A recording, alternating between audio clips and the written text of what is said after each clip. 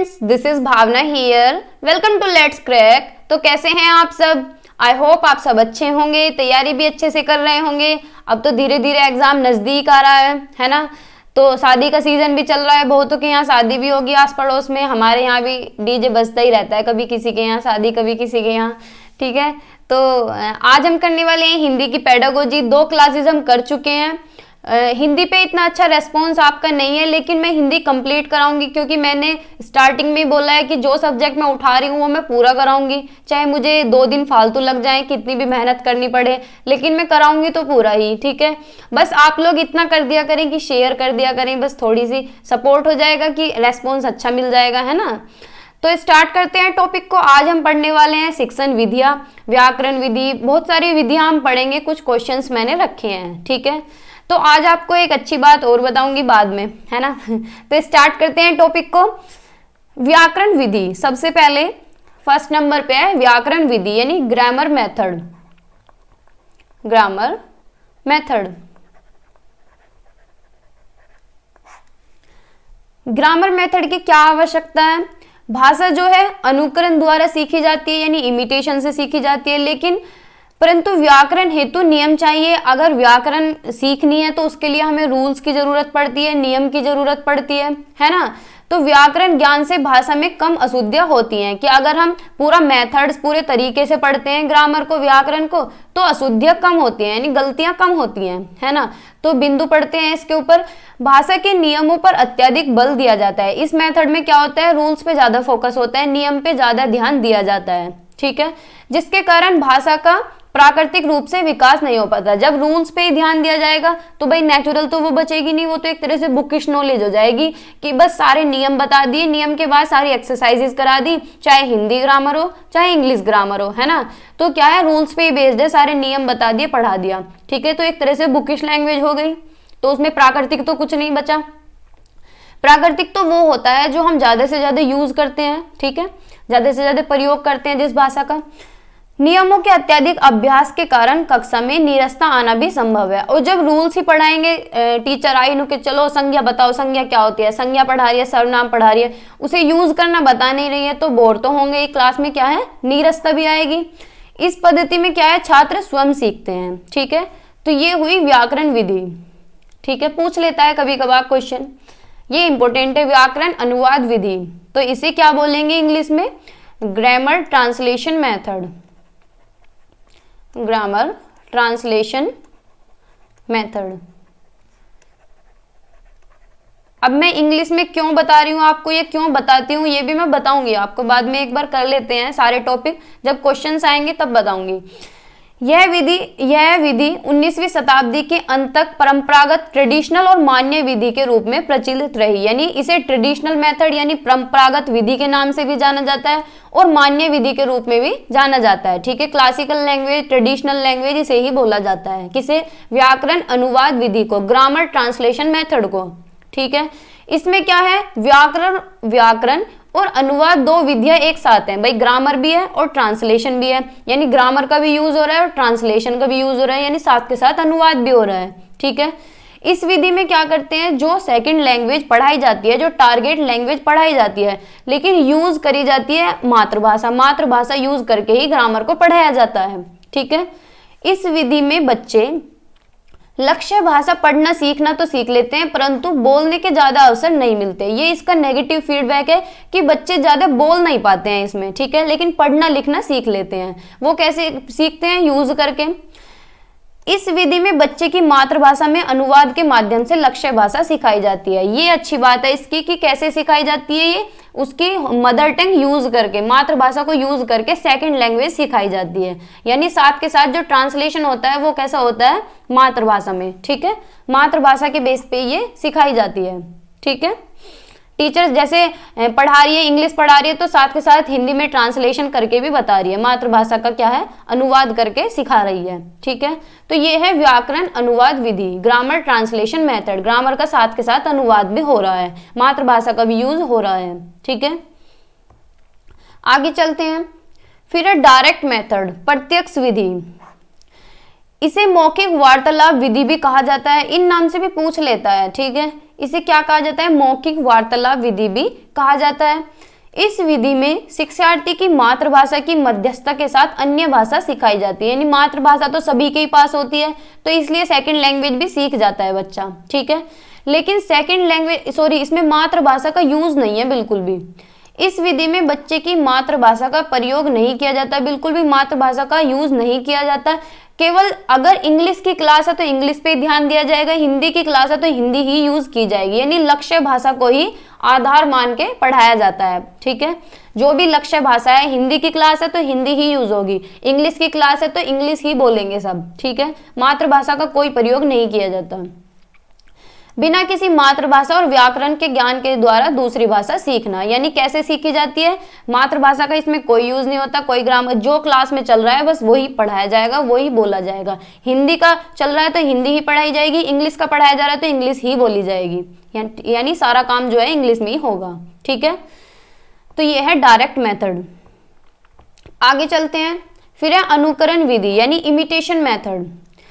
भाषण और वाचन हेतु लेखन कौशल के विकास हेतु, यानी क्या है, कौशलों का विकास होता है इमिटेशन के थ्रू। बच्चों के कौशल जो होते हैं LSRW, listening, speaking, reading, writing, सुनना, बोलना, लिखना, पढ़ना, ठीक है, 4 कौशल हैं हमारे। इससे विद्यार्थियों के व्याख्यान और रचनात्मकता में स्पष्टता आती है। बच्चे की क्या है, व्याख्यान में भी स्पष्ट होता है बच्चा, और रचनात्मकता भी आती है, यानी क्रिएटिविटी भी आती है, कुछ ना कुछ नया करके देखता है, ठीक है। शिक्षक के अनुकरण से भाषा कौशलों का विकास होता है। भाषा का जो भाषा कौशल है उनका विकास कैसे होता है, टीचर को देख के, टीचर को कॉपी करके, अनुकरण करके शिक्षक का अनुकरण किया जाता है। शिक्षक को देख के ही बच्चे सीखते हैं। लेकिन इसकी सबसे अच्छी बात ये बाल केंद्रित विधि है, यानी कैसी है, चाइल्ड सेंटर्ड। ये शायद पेन मुझे चेंज करना पड़ेगा, व्हाइट ले लूं। ये चाइल्ड सेंटर्ड है, कैसी है, चाइल्ड सेंटर्ड है, यानी बच्चा क्या है इसमें केंद्र में रहता है, बच्चे के हित में सोचा जाता है, बच्चे को ध्यान में रख के ही कुछ पढ़ाया जाता है, ठीक है। इसमें क्या है, करके सीखने पर बल दिया जाता है। कैसे, पेन चेंज करना पड़ेगा, करके सीखने पर बल दिया जाता है, यानी बच्चा क्या है, खुद करके सीखता है, अपने हाथों से करके सीखता है, hands on experience, learning by doing, ठीक है।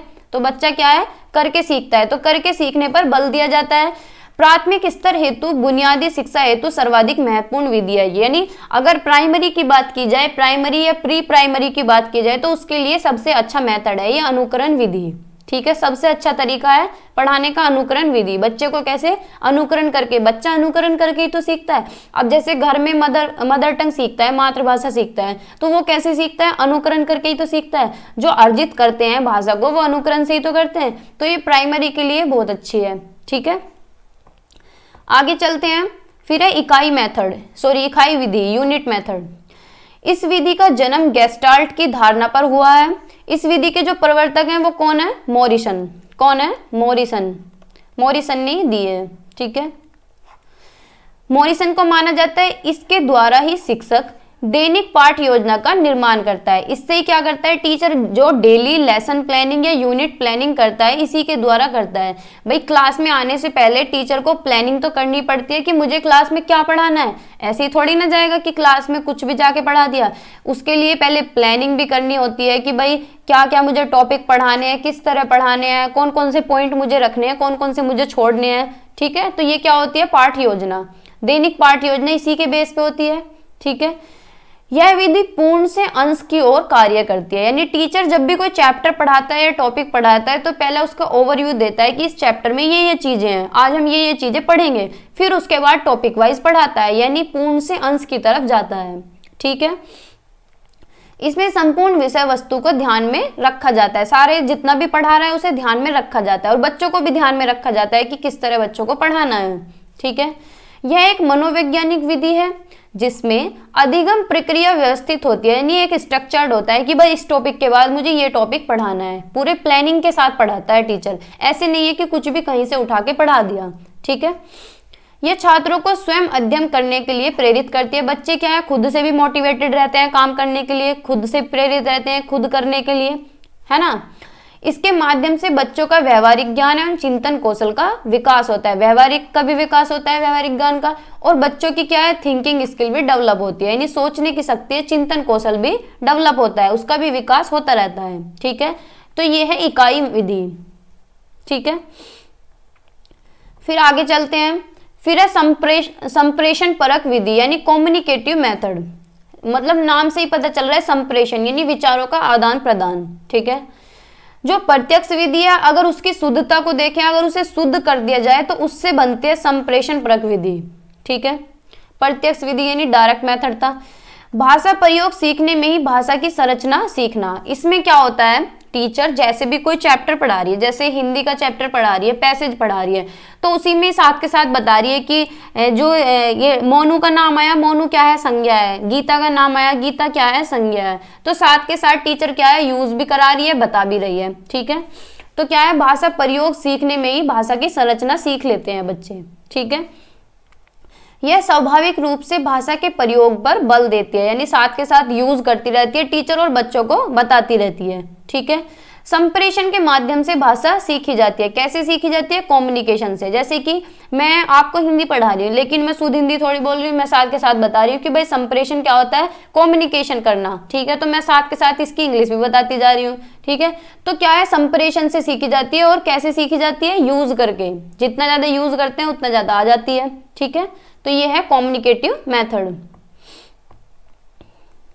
फिर है आगमन विधि। ये बहुत इंपॉर्टेंट है, पूछी भी जाती है और पूछी भी गई है, पिछली बार भी आया है क्वेश्चन इससे तो।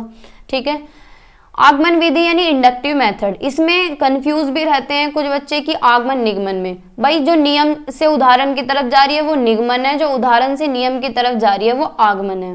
पढ़ते हैं, उदाहरण से नियम की ओर जाना, यानी टीचर क्या है, पहले कोई भी उदाहरण दे फिर उसके बाद नियम पे जाए। इसके अंदर शिक्षण सूत्र कौन कौन से हैं, विशिष्ट से सामान्य की ओर, जो हमने कल पढ़ा था कि टीचर क्या करे, कोई भी चैप्टर पढ़ा रही है तो पहले विशिष्ट एग्जाम्पल दे, कोई भी मतलब रोजमर्रा की जिंदगी से एग्जाम्पल दे दे, बच्चे से रिलेट करके कोई भी एग्जाम्पल दे। फिर उसके बाद उसे जनरल एग्जाम्पल दे, यानी सामान्य एग्जाम्पल उसे बाद में दे, यानी जो भी टॉपिक पढ़ा रही है उसका एग्जाम्पल उसे बाद में दे, पहले कोई सिंपल ऐसे ही विशिष्ट एग्जाम्पल दे दे। ठीक है, और कौन सा मैक्सिम्स है इसमें, शिक्षण सूत्र है ज्ञात से अज्ञात की ओर, यानी नॉन टू अननोन। बच्चे के पूर्व ज्ञान को नए ज्ञान के साथ जोड़ना, यानी बच्चे के एक्सपीरियंसेस के बेस पे उसे एग्जाम्पल दे देना। ठीक है, जैसे कि उदाहरण, संज्ञा पढ़ा रही है कोई टीचर तो क्या करती है, पहले संज्ञा के उदाहरण देते हुए बाद में परिभाषा बताना। पहले कुछ भी उदाहरण दे रही है कि रीना, मीना, टीना ये क्या है, संज्ञा है, और फिर उसके बाद बताएगी कि संज्ञा की परिभाषा क्या होती है। ठीक है, पहले उदाहरण दे रही है फिर संज्ञा बता रही है। ठीक है, तो ये कौन सा मेथड होता है, आगमन विधि, इंडक्टिव मेथड। ठीक है, उदाहरण से नियम की ओर, ये पॉइंट बहुत इंपॉर्टेंट है, उदाहरण से नियम की ओर। सीधा भी रख के दे देता है, या फिर ऐसे पूछ लेगा कि कक्षा में टीचर कोई टॉपिक पढ़ा रही है, पहले उदाहरण दे रही है फिर उसका नियम बता रही है, तो बताइए कौन सी विधि होगी। ठीक है, तो कौन सी है, आगमन विधि, जिसमें उदाहरण से नियम की तरफ जाते हैं। फिर है निगमन विधि यानी डिडक्टिव मेथड। नियम से उदाहरण की ओर जाया जाता है इसमें। इसके अंदर कौन से शिक्षण सूत्र हैं, सामान्य से विशिष्ट की तरफ जाना, यानी कोई भी चैप्टर पढ़ा रहे हैं पहले बिल्कुल चैप्टर को गो थ्रू करना है, चैप्टर के एग्जाम्पल देने हैं, उसके बाद बच्चे की रियल लाइफ के एग्जाम्पल दे रहे हैं, है ना। तो क्या है, जैसे टीचर क्या है, संज्ञा पढ़ा रही है, सर्वनाम पढ़ा रही है, पहले पूरा टॉपिक पढ़ाएगी, पहले परिभाषा बताएगी, प्रकार बता देगी, फिर उसके उदाहरण देगी, फिर प्रश्न हल कराएगी। ठीक है, तो नियम से उदाहरण की तरह, बस ये याद रख सकते हैं, निगमन है नी तो ये नियम है। ठीक है, तो इन दोनों का कॉम्बिनेशन याद रख लो, निगमन विधि है तो नियम से उदाहरण की तरफ, कोई सा भी एक याद रख लो, या तो निगमन को याद रख लो या आगमन को याद रख लो। ठीक है, तो निगमन क्या है, नियम से उदाहरण, है ना। फिर है भाषा संसर्ग विधि। भाषा संसर्ग विधि, इस विधि में व्याकरण पर सैद्धांतिक ज्ञान न दिया जाकर उसके व्यवहारिक पक्ष पर बल दिया जाता है, यानी व्याकरण पे ज्यादा फोकस ना करके उसके यूज पे, उसके प्रयोग पे ज्यादा बल दिया जाता है कि व्यवहार में कैसे लेके आए। ठीक है, जैसे कि विद्यार्थियों को ख्याति प्राप्त लेखकों की कृतियां पढ़ने को दे दें, कोई भी उन्हें किसी भी ऑथर के बारे में दे दें, जैसे महात्मा गांधी का दे दिया, रविन्द्रनाथ टैगोर का दे दिया। इससे क्या है, बच्चे खुद पढ़ेंगे और खुद निर्माण करेंगे भाषा का। ठीक है, उसे पढ़ेंगे और भाषा के रूप उसमें खुद देखेंगे। ठीक है, तो ये से बोलते हैं भाषा संसर्ग विधि। ठीक है, फिर है कुल भौतिक प्रतिक्रिया। ये विधि नहीं है, ये एक तरह से अप्रोच है, लेकिन मैंने रख लिया क्योंकि क्वेश्चन में पूछी गई है। ठीक है, अब बताऊंगी पिछली बार क्या हुआ, मतलब मैं यही बताना चाह रही थी। ये बात पता नहीं आपको पता है, नहीं पता है तो अच्छी बात है, नहीं पता है तो कमेंट सेक्शन में बता के जाना कि हमें आज ही पता चली है। जो पिछली बार पेपर हुआ है सीटेट में, उसमें क्या है, इन लोगों ने क्या किया, जो इंग्लिश है उसी को ही ट्रांसलेट कर दिया हिंदी में। डिक्टो क्वेश्चन बिल्कुल सेम टू सेम ऐसे हैं, जो इंग्लिश पेडागोजी के क्वेश्चन है वो same to same Hindi pedagogy में दिए गए हैं। क्योंकि हिंदी पेडागोजी में तो इस तरह के मेथड कभी देखने को मिले ही नहीं, लेकिन पिछली बार इन्होंने क्या किया, अपना काम आसान कर लिया कि सारा पोर्शन कन्वर्ट कर दिया। जितना भी 15 नंबर की पेडागोजी आती है वो सीधी की सीधी कन्वर्ट करके हिंदी में रख दी। ठीक है, तो ज्यादा परेशान ना हो। ऐसा नहीं है कि पिछली बार ऐसा हुआ तो अब की बार भी ऐसा ही होगा, क्या पता अब की बार और मेथड पूछ ले, है ना। तो सारे ही पढ़ के जाने हैं, सारे ही हम करेंगे। ठीक है, और जिन बच्चों ने एक सब्जेक्ट तैयार किया हुआ उनका दूसरा अपने आप हो गया। जिसकी इंग्लिश अच्छी है ना, तो ये मान लो उसकी हिंदी अच्छी हो गई। जिसने इंग्लिश के प्रीवियस ईयर सारे सोल्व कर लिए, उसके हिंदी के अपने आप हो गए। ये वाले ऑनलाइन वाले, पीछे की बात नहीं कर रही हूँ मैं, जो ऑनलाइन पेपर हुआ है उसमें हुआ है ऐसा। ठीक है, तो आज आपको जाके देखना है कि ऐसा है नहीं है। क्वेश्चंस क्या है, क्वेश्चन बस ट्रांसलेट हो रहे हैं इंग्लिश के हिंदी में। ठीक है, तो पढ़ते हैं कुल भौतिक प्रतिक्रिया, इसे बोलते हैं total physical response. Total physical response, ठीक है, ये वैसे तो इंग्लिश का मेथड है लेकिन क्वेश्चन आया हुआ है। कुल भौतिक प्रतिक्रिया जेम्स एसेट द्वारा दिया गया है। किसके द्वारा दिए गए हैं, जेम्स एसेट द्वारा। ये नाम भी याद रखेंगे, इंग्लिश में भी पूछा हुआ है और हिंदी में भी पूछा है। ठीक है, इसमें क्या होता है, कुल भौतिक प्रतिक्रिया में शिक्षक की केंद्रीय भूमिका होती है शारीरिक गतिविधियों के श्रवण लिंक के आधार पर दूसरी भाषा को पढ़ाने का एक तरीका है जिसे सुदृढ़ करने के लिए डिजाइन किया जाता है। यानी क्या मतलब होता है, टीचर इसमें केंद्र में होता है। टीचर जो भी कुछ पढ़ा रहा है गतिविधि के माध्यम से पढ़ा रहा है, यानी फिजिकली रेस्पॉन्स करके पढ़ा रहा है। भौतिक प्रतिक्रिया जैसे कि मैं हाथ ऐसे कर करके पढ़ा रही हूँ, तो ये क्या है, फिजिकली मैं रेस्पॉन्ड कर रही हूँ अपनी बॉडी को, है ना। तो मैं टीचर कर रहा है ना, बच्चों का नहीं, टीचर का रोल है। टीचर क्या है, फिजिकली रेस्पॉन्स कर रहा है, इसमें फिजिकली रेस्पॉन्स करके ही पढ़ा रहा है, भौतिक प्रतिक्रिया देके ही बच्चों को गतिविधि करा रहा है। ठीक है, जैसे कि क्लास में पोएम पढ़ाते हैं तो टीचर क्या है, मछली जल की रानी पढ़ा रही है तो खुद भी मछली बन के मछली जल की रानी है ऐसे पढ़ाएगी ना। तो क्या कर रही है, वो फिजिकली रेस्पॉन्स कर रही है, भौतिक प्रतिक्रिया दे रही है। ठीक है, तो इसे बोलते हैं टोटल फिजिकल रेस्पॉन्स। ये किसने दिए, जेम्स एसेट ने दिए है। ठीक है, ये याद रखेंगे ना। फिर कुछ क्वेश्चंस हैं, बताएंगे आप आंसर। क्वेश्चन नंबर फर्स्ट, उच्च प्राथमिक स्तर पर व्याकरण पढ़ाने की आगमन पद्धति में बताइए, पढ़ के आए हैं अभी आगमन पद्धति, जटिल से सरल की ओर जाते हैं या फिर उदाहरण से नियम की ओर जाते हैं या नियम से उदाहरण की ओर जाते हैं, व्याकरण की पाठ्य पुस्तक पर केंद्रित रहते हैं। तो ऐसा तो हमने नहीं पढ़ा, हमने आगमन पद्धति में पढ़ा है कि क्या है, उदाहरण से नियम की तरफ जाते हैं। ठीक है, टीचर क्या है, कोई भी उदाहरण देती है फिर उसके बाद उसका नियम बताती है। ठीक है, तो बी ऑप्शन हमारा यहाँ पे करेक्ट है। ठीक है, आगे चलते हैं। क्वेश्चन नंबर 2, कहानी पढ़ने के बाद कक्षा में कौन सी गतिविधि सबसे कम प्रभावी है।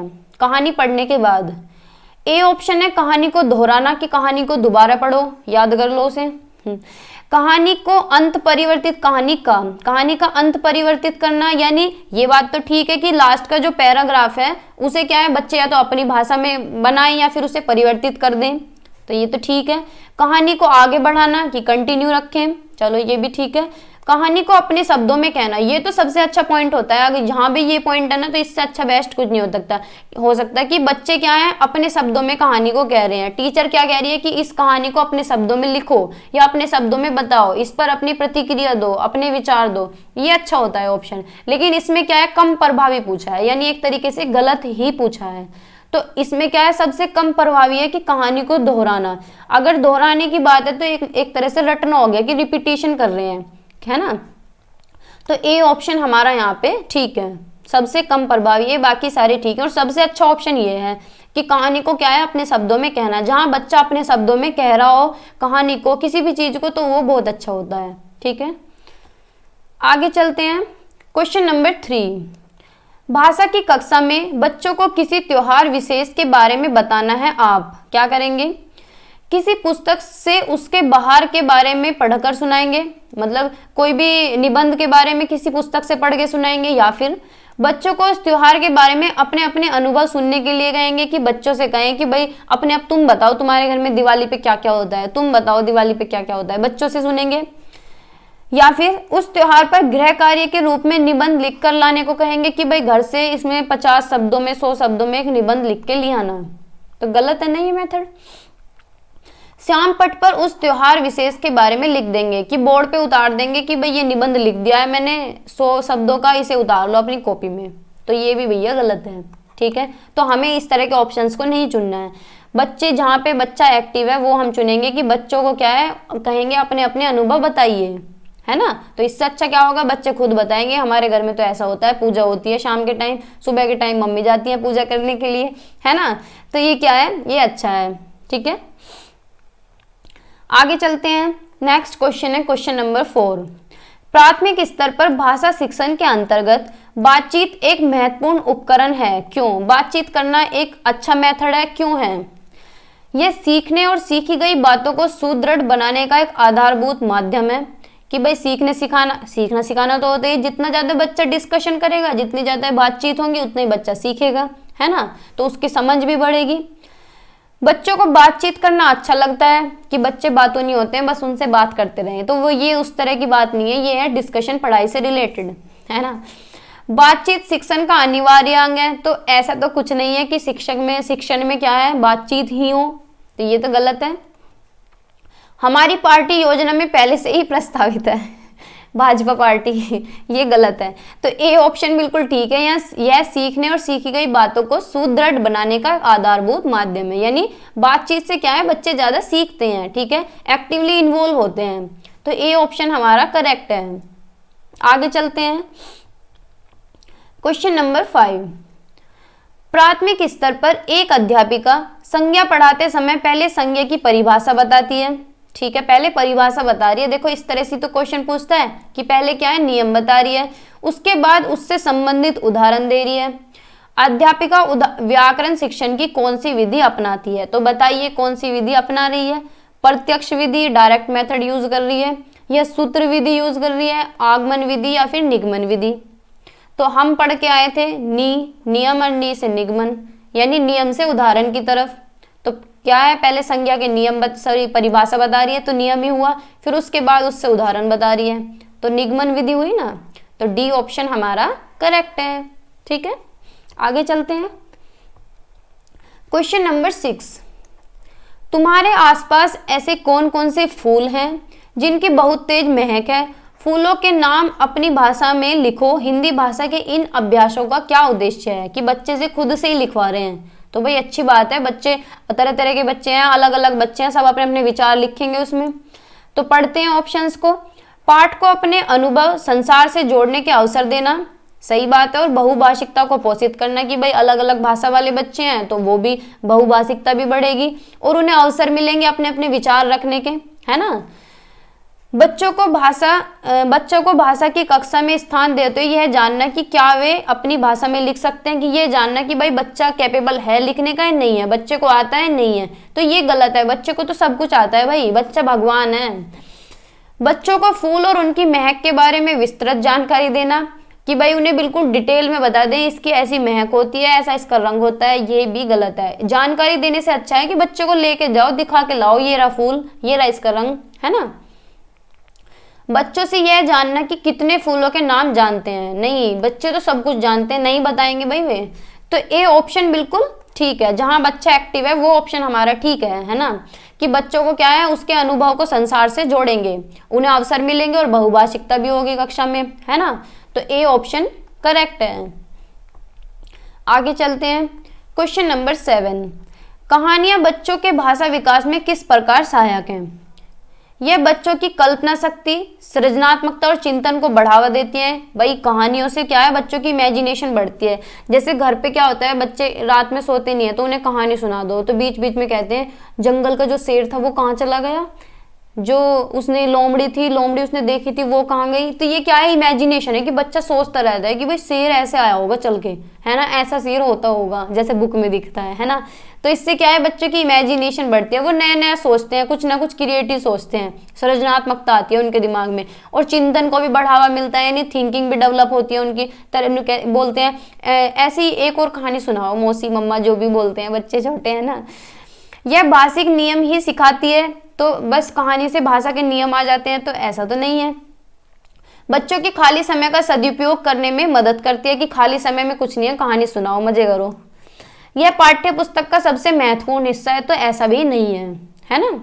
तो ए ऑप्शन हमारा करेक्ट है कि ये बच्चों की कल्पना शक्ति का विकास करती है, सृजनात्मकता आती है, बच्चों के अंदर रचनात्मकता आती है, चिंतन को भी बढ़ावा देती है। ठीक है, तो ये क्या है, ये पॉजिटिव वर्ड है, कल्पना शक्ति, इमेजिनेशन, सृजनात्मकता, ठीक है, चिंतन, ठीक है, क्रिएटिविटी, रचनात्मकता, तो ये क्या है, ये पॉजिटिव वर्ड होते हैं। अगर आपको ऑप्शन वैसे भी समझ नहीं आ रहा है तो ये देख लें कि भाई हाँ पॉजिटिव सी सारी बात दिख रही है ना, तो भाई जा सकते हैं इसकी तरफ, लेकिन देखना तो पड़ गई है।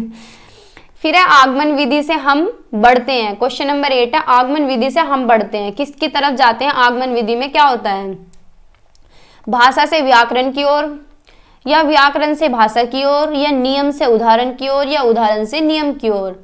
तो नियम से उदाहरण की ओर तो नी से निगमन, नी से नियम, है ना, तो वो तो भैया नहीं है। तो दो ही ऑप्शन है इससे मिलते जुलते, तो उदाहरण से नियम की ओर ही होगा, ये तो है ही नहीं, है ना। हम इंडक्टिव और डिडक्टिव दो मेथड पढ़ के आए हैं, एक में उदाहरण से नियम की तरफ है, एक में नियम से उदाहरण की तरफ है।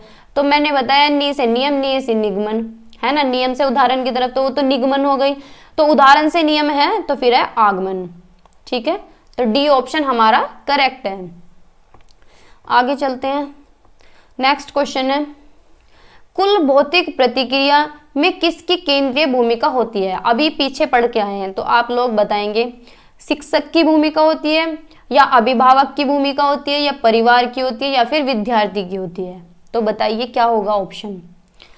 इसमें शिक्षक की भूमिका होती है कुल भौतिक प्रतिक्रिया में, तो ए ऑप्शन हमारा करेक्ट होगा, क्योंकि टीचर ही क्या है, टीचर ही प्रतिक्रिया करके दिखाता है, भौतिक प्रतिक्रिया करता है। जैसे कि मैं अपने हाथों को ऐसे कर रही हूँ, बता रही हूँ आपको, तो ये क्या है, ये मैं प्रतिक्रिया कर रही हूँ। ठीक है, तो शिक्षक करता है प्रतिक्रिया और बच्चे सीखते हैं। ठीक है, जैसे छोटी क्लासेस में टीचर पोयम गा गा के सुनाते हैं, नाच नाच के, तो बच्चे भी ऐसे ही करते हैं, लेकिन करता कौन है, पहले टीचर, है ना। तो ये क्या है, टोटल फिजिकल रेस्पॉन्स, इसमें टीचर करता है एक्टिविटीज। ठीक है, तो ए ऑप्शन हमारा करेक्ट है। बस आज की वीडियो में इतना ही, मिलते हैं नेक्स्ट सेशन में एक अनदर वीडियो के साथ। देखो ये आपको ध्यान में रखना है कि अब की बार इन्होंने ऐसा किया है, इंग्लिश की हिंदी बना दी, हिंदी की इंग्लिश बना दी, तो आप बिल्कुल भी पैनिक ना हो, क्योंकि क्वेश्चन आपको बहुत अटपटे लगेंगे। पिछले जो 2020 के 21 के क्वेश्चन है उनके मुकाबले ये क्वेश्चन में बहुत डिफरेंस है, जो हिंदी पेडागोजी के क्वेश्चन हैं। ठीक है, वो इसलिए डिफरेंस है क्योंकि इन्होंने अपना फायदा देखा कि इंग्लिश का सारा पोर्शन वो हिंदी में कन्वर्ट कर दिया। ठीक है, तो इससे डरना नहीं है, बस क्वेश्चन सोल्व करते रहिए। बाकी मैं भी कराऊंगी क्वेश्चन सोल्व। ठीक है, और मेथड्स मैंने इंग्लिश के करा दी, इंग्लिश को आप अच्छी तरह से पढ़ लें, क्योंकि क्या पता अगली बार भी ऐसे ही कर लें। तो जो दूसरी लैंग्वेज आपकी उस पर ज़्यादा फोकस करिए, इंग्लिश पे मेनली, भाई औरों का तो मुझे पता नहीं, संस्कृत का, है ना। तो इंग्लिश पे ज़्यादा फोकस करें, इंग्लिश की प्रैक्टिस ज़्यादा करें, तो अगली बार अगर एग्जामिनर ऐसा करे तो थोड़ा सा वहाँ ध्यान रखना है कि भाई थोड़ा सा ध्यान तो रह ही जाता है कि इंग्लिश में ये क्वेश्चन था, हिंदी में तो नहीं है। जब हिंदी सोल्व करें तो ध्यान रखिए कि ऐसा क्वेश्चन कर तो नहीं रखा है ना। तो अगर ऐसा किया हुआ है तो आपको थोड़ा फायदा भी हो सकता है उसका, जिसकी इंग्लिश पे अच्छी कमांड है ना। तो बस आज इतना ही रखते हैं। आपको ये सेशन कैसा लगा कमेंट सेक्शन में बताइए, और शेयर कर दिया करें। रेस्पॉन्स अच्छा बिल्कुल भी नहीं आ रहा है। अब देखो मेहनत भी लगती है, मेहनत मैं आपके लिए ही तो कर रही हूँ, थोड़ा सा सपोर्ट करिए सभी लोग। ठीक है, तो नए हैं तो सब्सक्राइब कर दें, पुराने अगर नहीं सब्सक्राइब किया हो तो कर दें। ठीक है, और तैयारी करते रहिए, खुश रहिए, मजे में रहिए, पैनिक ना हो, बिल्कुल प्रैक्टिस करते रहिए। Bye bye, take care.